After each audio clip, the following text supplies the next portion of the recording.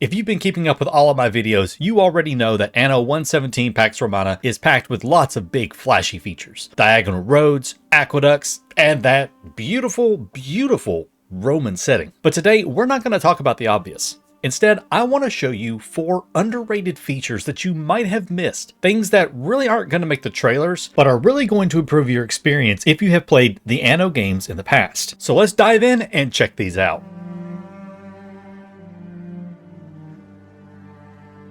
We're going to start with one of the most requested features in the history of Anno, active pause. Now, if you've played Anno 1800, you know how stressful it can get when your city was on fire, trade routes collapsing, the AI decided that it's the perfect moment to declare war. You could pause, yes, but you can't actually do anything. In Anno 117, that's finally fixed.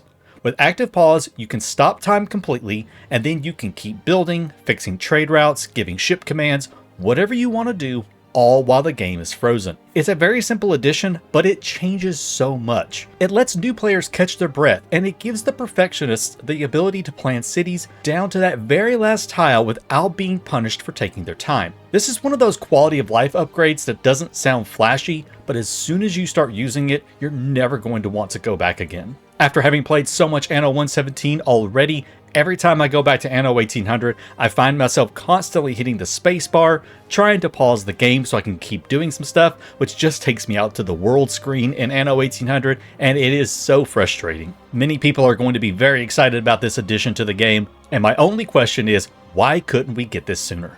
Next up, let's talk about competitors. In Anno 1800, rivals would expand everywhere.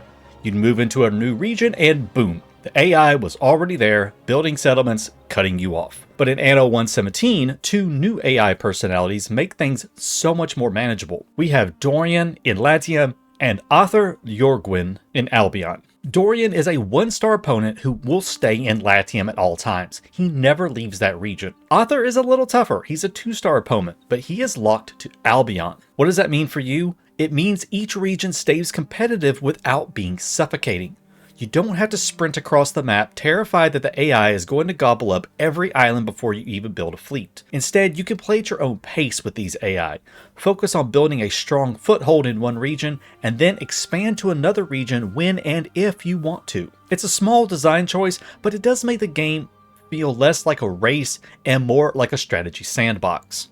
And yes, if you are wondering, Arthur Jorgwin is this Anno's favorite returning character family of the Jorgensens. This is the earliest Jorgensen we've ever gotten, with the more traditional Celtic name of Jorgwin. So everyone can rejoice, the Jorgensens are still around. Third on the list is quests. If you remember Anno 1800, quests were hit or miss. Sometimes you'd get a nice little bonus mission, other times it felt like the AI was spamming you with distractions you just really didn't want. Anno 117 replaces that with something much cleaner, on-demand contracts. So here's how it works. You can pick up a contract from a neutral trader or a competitor. Each one only offers one at a time, but you can have as many contracts going as you want, depending on how many competitor AIs and neutral traders you have in the game. Maybe it's delivering goods, maybe it's combat task, maybe it's just going and picking up some flotsam in the water. Once you finish that quest, a cooldown timer starts and then you can grab another contract from that person. The big difference is you decide when you want to do them. No more random pop-ups breaking your flow.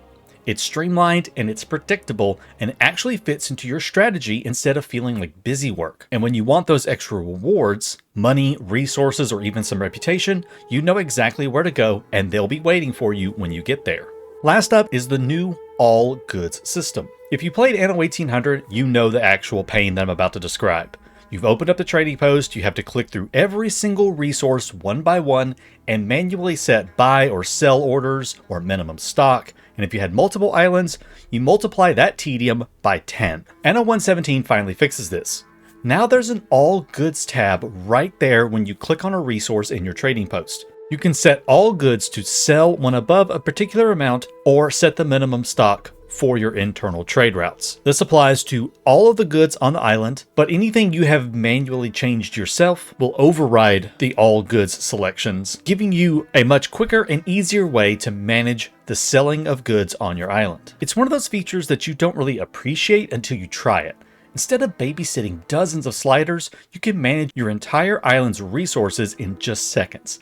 It's faster, it's smarter, and it means less clicking around for you, and more time actually building your empire. So those are 4 underrated features in Anno 1.17: active pause, smarter AI competitors, on-demand contracts, and island-wide resource management. They might not be the biggest selling points, but together they smooth out so many of the rough edges from Anno 1800. I'm curious, out of these 4, which do you think is going to make the biggest difference in your playstyle? Drop a comment and let me know. And if you found this breakdown helpful, hit the like button, subscribe for more Anno 1.17 content, and I'll see you in the next one.